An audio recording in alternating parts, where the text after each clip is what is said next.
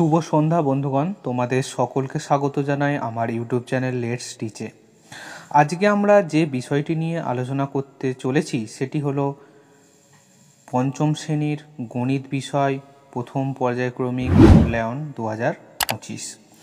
তো তোমরা সকলেই জানো যে তোমাদের খুব তাড়াতাড়ি পরীক্ষা হতে চলেছে বা কোথাও কোথাও পরীক্ষা হচ্ছে। তাই আজকে আমরা গুরুত্বপূর্ণ কিছু 100% কমনযোগ্য প্রশ্নোত্তর নিয়ে আলোচনা করব।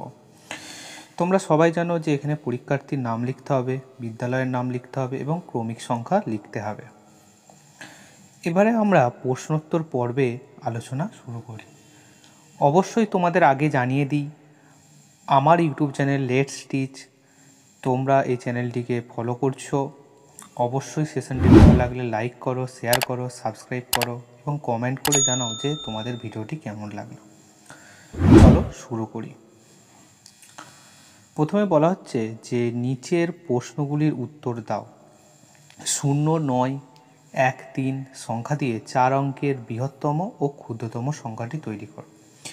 প্রথমে কি বলা হয়েছে? বৃহত্তম সংখ্যা। তাহলে বৃহত্তম সংখ্যা আমরা কী কী লিখতে পারি? যেমন দেখো 9, তারপরে 3, 1, 0, এটা আমরা লিখতে পারি বৃহত্তম। আর ক্ষুদ্রতম হিসাবে কি লিখব? লিখব 1, 0, 3, 9, এটা আমরা লিখব।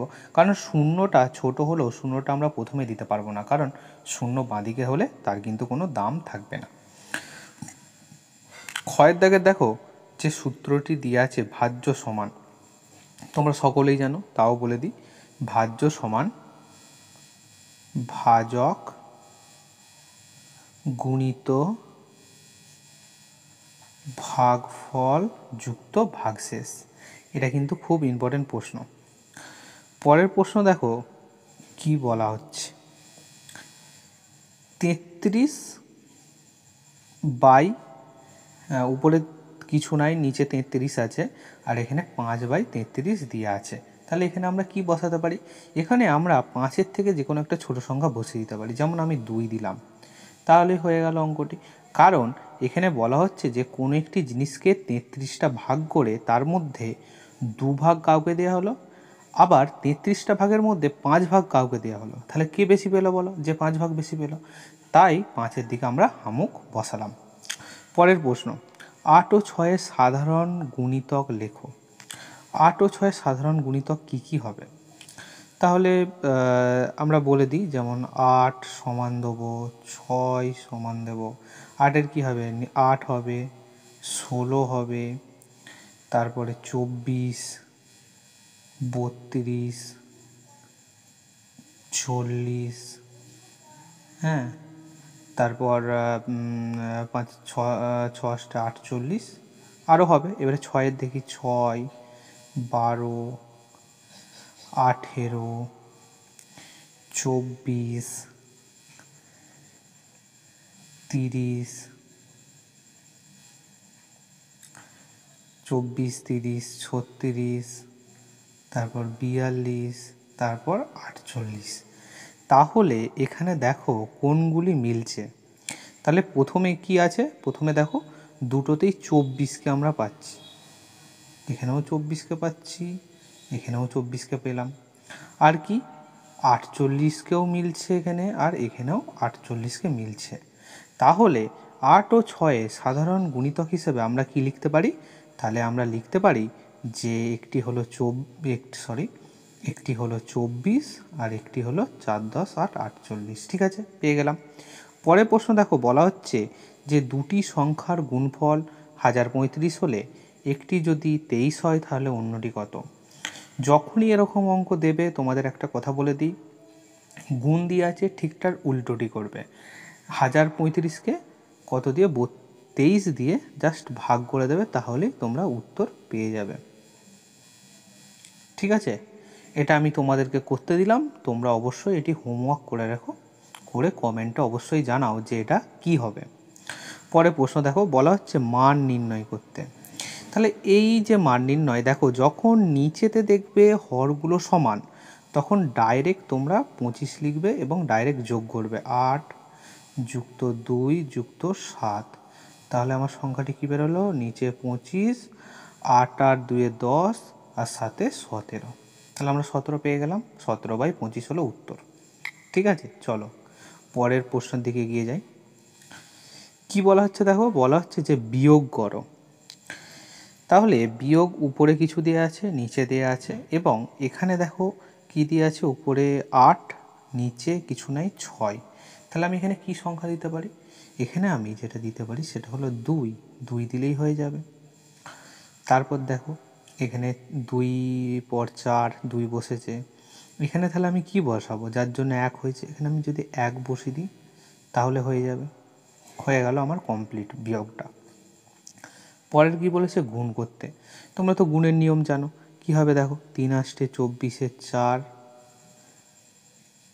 24 4 হাতে থাকে 2, 3 3 9, 9 2 11, 1 হাতে থাকে 1, 3 4 12, 1 13।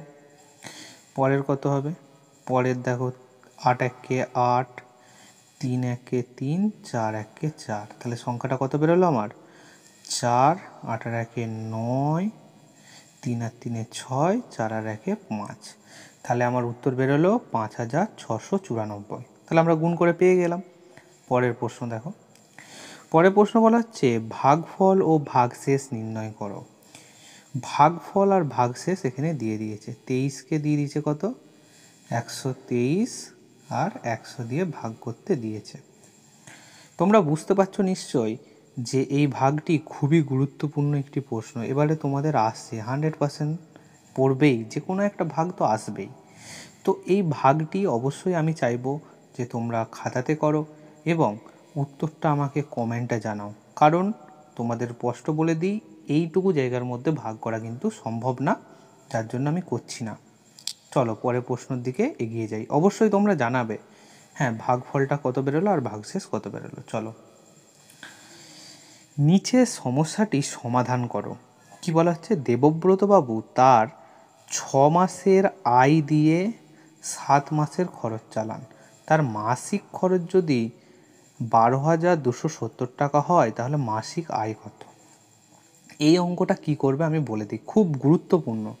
এটাকে তোমরা স্টার মার্কস দিয়ে রাখো, এটা আসছে এই পরীক্ষাতে। তো এই প্রশ্নটার উত্তর কি করবে, আগে খরচটা বের করবে। ঠিক আছে, আগে খরচ মানে কত, খরচ হচ্ছে তোমার 1200। তাহলে আমাদেরকে যেটা করতে হবে যে 12,070কে আমরা কি করব, আমরা তোমার 7 দিয়ে গুণ করে নেব। 7 দিয়ে আমাকে যখন আমি গুণ করব, তখন গুণ করলে আমার কত উত্তর বেরোবে দেখো, 8 5 8 9 0, এইটা বেরোলো।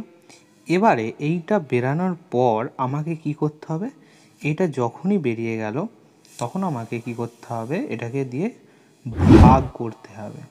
ঠিক আছে, কত দিয়ে ভাগ করব, কারণ আমরা এখানে চাইছে কত, আমাকে এখানে মাসিক আয় চেয়েছে। তাহলে দেখো 8 5 8 9 0 যেটা বেরিয়েছিল তাকে 30 দিয়ে আমাকে ভাগ করে দিতে হবে।